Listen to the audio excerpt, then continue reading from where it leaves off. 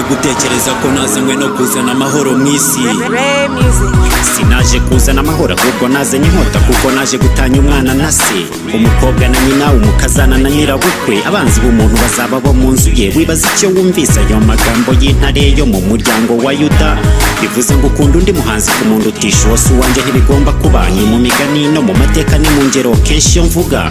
Uko bwije n'uko bukeye hari abibaza impamvu batanyumva muri buri kateye, bakibwira ko ari uko hari wenda ntashoboye. Gute ndi nyamugenda mubi imbere nk'abarige nyambo yogeye? Singomba gukurikira buri hari inzira, nzafata hatari inzira mu ntambwe zanjye mpasiga inzira.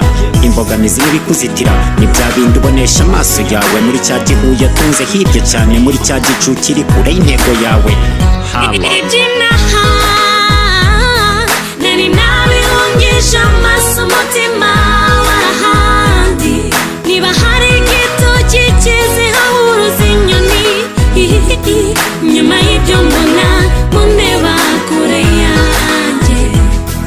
Igiti nicyo kweza imbuto ngo giterwa amabuye, igiti nicyo kweza imbuto ngo giterwa amabuye. Harambe Fasasi Dynasty Sagambe irenge kuba Kingdom, ingoma zigere kure nk'imvura, nubake empire, design ya Ottoman, jihad warrior, Palestine savior. Ndi cya giti kizira ko cyera imbuto, nk'abakayaga gato nyamara karohamye ubwato, intandaro y'amakimbirane ya hato na hato, nka kudeta z'Misiri, Mohamed Morsi na claims to independence zitampaye agaciro. Aka ni akumiro, inka yataye amase ku ifundi, ako kanya hatunguka akayongwe karayabeyura nuko yafundi, ibigiye ejo itarakuka yitegura kuguruka, kakayongwe kaba kayishoreje mu kanya nk'ako guhumbya. Moral of the story, siko abaguta mu mase bose ariko burya bakwanze, siko abagukura mu mase bose ariko burya bagukunze.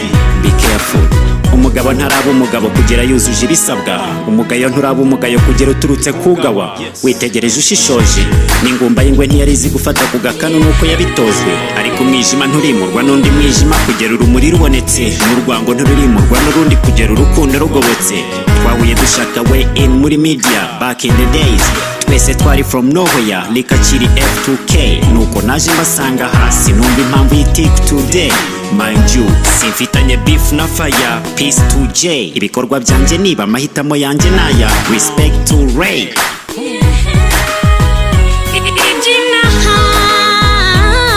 nari nabihungisha amaso umutima w'ahandi. Niba hari igitoki kizihaho uruzinyoni, nyuma y'ibyo mbona mundeba kure yanjye.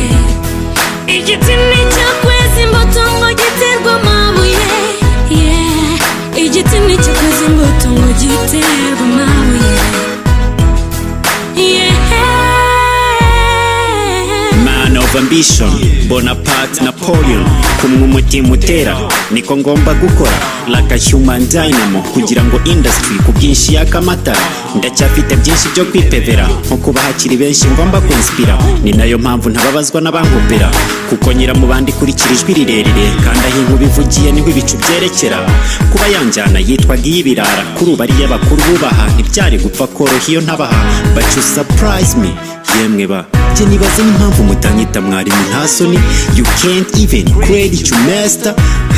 You guys make me burst into laughter. Byatumye nshaka kumenya ikibongoza, mfata time ndatohoza, nsanze mushukwa n'ababoshya, nza mbakubita ingoma z'amakompora. Nshaka kubaca kime zo gukompoza, mbasigire kime zo gufana. Burya ya masaha n'ikibarabaswa, kurya uyabona acuruzwa nuko gusa yamamazwa. Yabo rwigurumbije ingegera rumwe rwabuze ingenzi. Music industry ntarimo urebye it's nothing, ni nk'igihugu kitagira national anthem. Umuraperi we n'umwe rukumbi, umwe urapira aha nyiramubande zikumvikana i Burundi. That's what's up. nari nabihungisha amaso umutima w'ahandi. Niba hari igitoki kizihaho uruzinyoni, nyuma y'ibyo mbona mundeba kure yanjye. Igiti nicyo kweza imbuto ngo giterwa amabuye, igiti nicyo kweza imbuto ngo giterwa amabuye.